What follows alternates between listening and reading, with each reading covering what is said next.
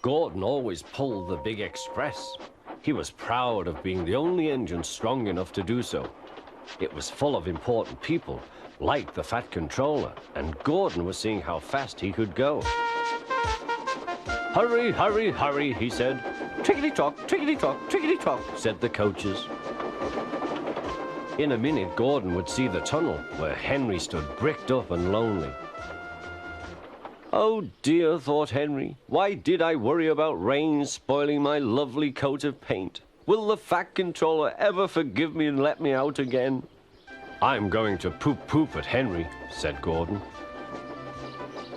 He was almost there when... And there was Gordon going slower and slower in a cloud of steam. His driver stopped the train. "What has happened to me?" asked Gordon. "I feel so weak." "You've burst your safety valve," said the driver. "You can't pull the train anymore." "Oh dear," said Gordon. "We were going so nicely too.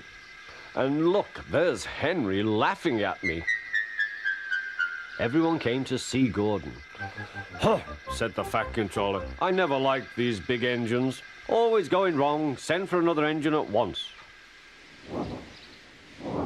While the guard went to find one, they uncoupled Gordon, who had enough puff to slink onto the siding out of the way.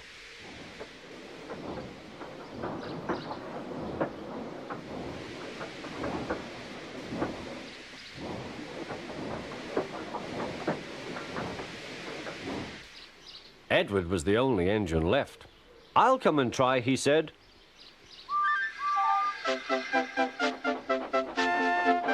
"Huh," said Gordon.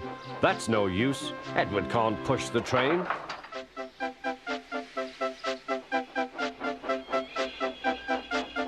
Edward puffed and pushed and pushed and puffed, but he couldn't move the heavy coaches. "I told you so," said Gordon. "Why not let Henry try?" "Yes," said the Fat Controller, "I will." "Will you help pull this train, Henry?" he asked. "Oh, yes," said Henry.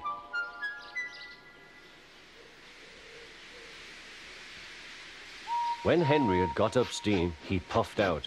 He was dirty and covered with cobwebs. "Oh, I am stiff," he groaned.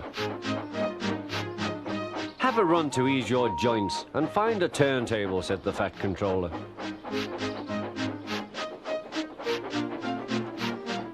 When Henry came back, he felt much better. Then they coupled him up. "Peep, peep," said Edward, "I'm ready." "Peep, peep, peep," said Henry, "so am I." "Pull hard, we'll do it. Pull hard, we'll do it." They puffed together.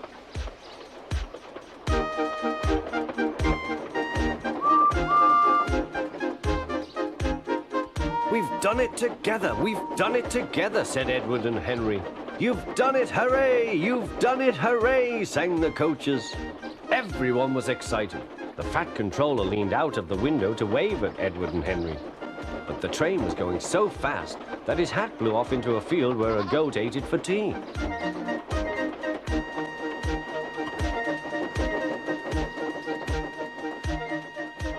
They never stopped till they came to the station at the end of the line.